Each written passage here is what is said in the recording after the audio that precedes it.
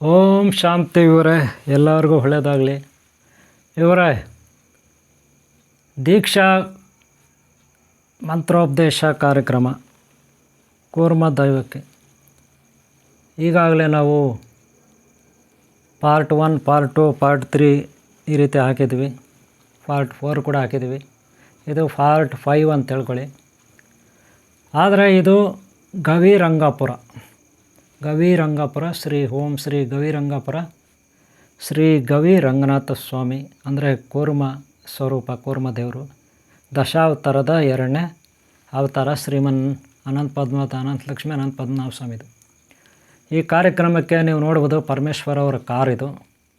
ಆ ಕಡೆ ಪರಮೇಶ್ವರ ಅವರು ಇದ್ದಾರೆ, ಒಂಥರ ಪಿಂಕ್ ಕಲರ್ ರೆಡ್. ಆ ಕಡೆ ಹಿಂದ್ಗಡೆ ಇದ್ದಾರಲ್ಲ ಅವರೇ ಪರಮೇಶ್ವರ ಅವರು. ನೀವು ನೋಡ್ಬೋದು, ಇವಾಗ ನೀಟಾಗಿ ಕಾಣಿಸ್ತಾರೆ. ಇನ್ನು ನನ್ನ ಪಕ್ಕದಲ್ಲೇ ರಘುನಂದನ್ ಇದ್ದಾನೆ, ಈ ಕಡೆ ಡ್ರೈವರ್ ಇದ್ದಾರೆ, ಹಿಂದ್ಗಡೆ ಇನ್ನು ಇದ್ದಾರೆ ಸುರೇಶ ಇದ್ದಾರೆ. ನಾವೆಲ್ಲ ಗವಿರಂಗಾಪುರಕ್ಕೆ ಹೊರಟಿದ್ವಿ. ಈಗ ಎಲ್ಲಿಂದ? ಗೂಳಿ ಹೊಸಳ್ಳಿಯಿಂದ ಅಲ್ಲಿ, ಯಾಕಂದರೆ ದೀಕ್ಷಾ ಕಾರ್ಯಕ್ರಮ ಪೂರ್ತಿ ಆಯಿತು.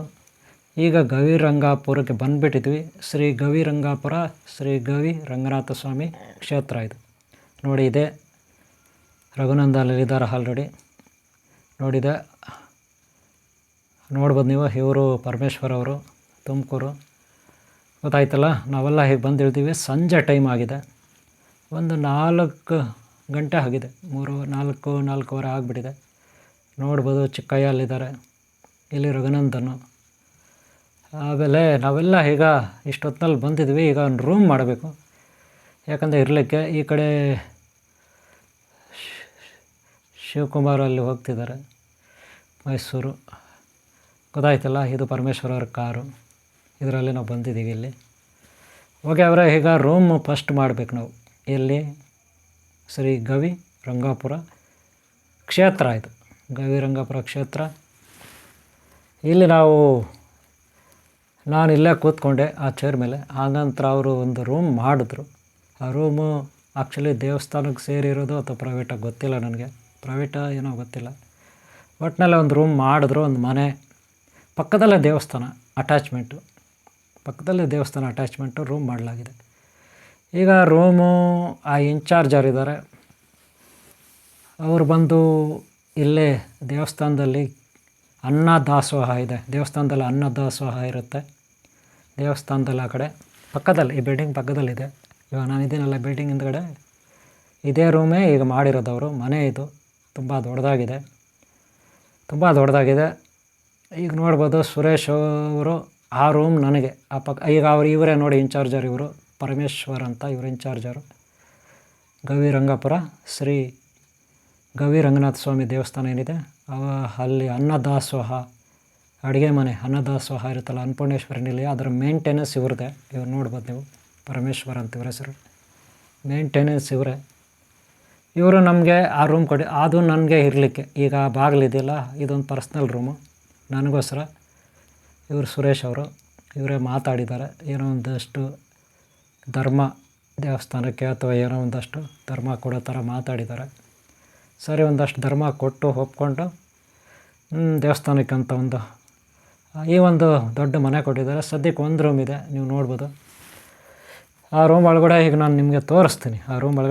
ಈ ರೂಮ್ ಒಳಗೆ ನಾನು ಇರಲಿಕ್ಕೆ ಆಗುತ್ತೆ. ಆಮೇಲೆ ಅದಕ್ಕೆ ಮುಂಚೆ ಆಚೆ ಕಡೆ ನಿಮ್ಗೆ ನೋಡ್ಬೋದು ಯಾವ ಥರ ಅಂತ.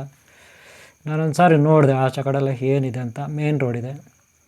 ಏನಾದರೂ ಸೌಂಡುಗಳು ಬರ್ಬೋದಾ, ರೀಸೌಂಡುಗಳು ಬರ್ಬೋದಾ, ನೈಟೆಲ್ಲ ಗಾಡಿಗಳು ಓಡಾಡ್ಬೋದಾ, ಇಲ್ಲಿ ಇರ್ಲಿಕ್ಕೆ ಸಾಧ್ಯನಾ? ನಾನು ಈ ರೂಮ್ನಲ್ಲಿ ನೋಡಿ, ಇದೇ ರೂಮೇ ನನಗೆ ಇರಲಿಕ್ಕೆ ಈ ರೂಮು.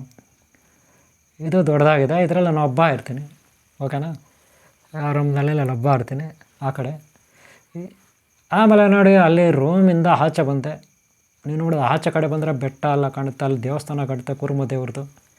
ಆ ಕಡೆ ಪಕ್ಕದಲ್ಲಿ ಅನ್ನಪೂರ್ಣೇಶ್ವರಿ ನಿಲಯ, ಅದು ಆ ಕಿಟಕಿಗಳು ಕಾಣುತ್ತಲ್ಲ ಅದು. ಇದು ಬಂದು ಆಚೆ ಕಡೆ ಇಷ್ಟೊಂದು ವಿಶಾಲವಾದ ಜಾಗ ಇದೆ, ಬಟ್ಟೆ ಗಿಟ್ಟೆ ವಾಶ್ ಮಾಡಬೇಕು. ಮತ್ತು ಹಾಲ್ ನೋಡ್ರಿ, ಇದು ತುಂಬ ದೊಡ್ಡದು ಹಾಲ್ ಇರುತ್ತೆ. ಆಮೇಲೆ ನೋಡಿ, ಆಚೆ ಕಡೆ ವಿಶಾಲವಾದ ಜಾಗ ಇದೆ.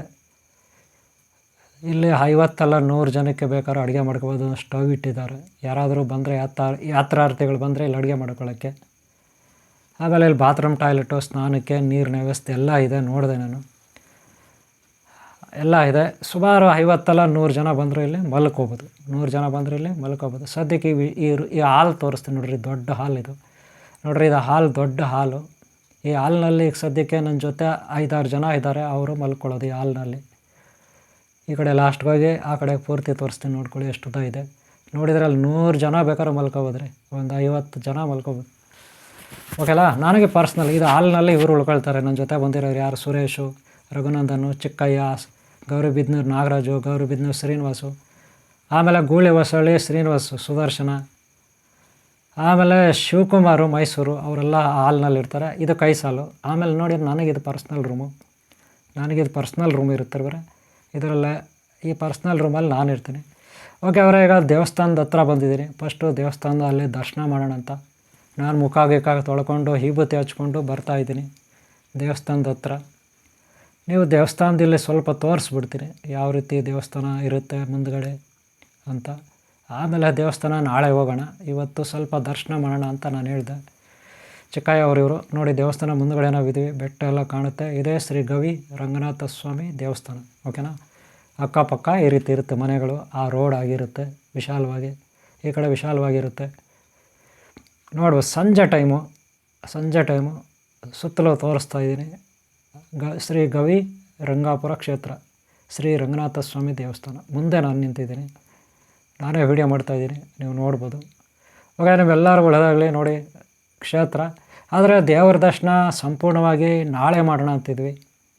ಇವತ್ತು 15 ತಾರೀಕು ಭಾನುವಾರ 2024 ಇಸ್ವಿ 12ನೇ ತಿಂಗಳು, ಡಿಸೆಂಬರ್ ತಿಂಗಳು 15ನೇ ತಾರೀಕು ಭಾನುವಾರ. ಓಕೆನಾ. ಭಾನುವಾರ 15ನೇ ತಾರೀಕು ಡಿಸೆಂಬರ್ ತಿಂಗಳು 2024 ಇಸ್ವಿ ಸಂಜೆ 4 ಗಂಟೆ ಆಗಿದೆ. ಇವರೇ ಇನ್ನೂ ನಮಗೆ ತಿಂಡಿ ಇಲ್ಲ, ಊಟ ಇಲ್ಲ, ಬೆಳಗ್ಗೆ ತಿಂಡಿ ಮಾಡಿರೋದಲ್ಲಿ. ಓಕೆ, ಇಲ್ಲ ಅನ್ನದಾಸೋಹ ಅಂತಿದೆ, ಬಟ್ ಈಗ ಇಲ್ಲಿ ಊಟ ಇರೋದಿಲ್ಲ. ಏನಿದ್ರು ಅದು ಬೆಳಗ್ಗೆ 11ರಿಂದ 3 ಗಂಟೆಗೆ ಲಾಸ್ಟು. ಆದರೆ ಇನ್ಚಾರ್ಜ್ ಅವರೇ, ನಮಗೆ ರೂಮ್ ಕೊಟ್ಟಿರಲ್ಲ ಪರಮೇಶ್ವರು, ಅವರೇ ಇನ್ಚಾರ್ಜ್.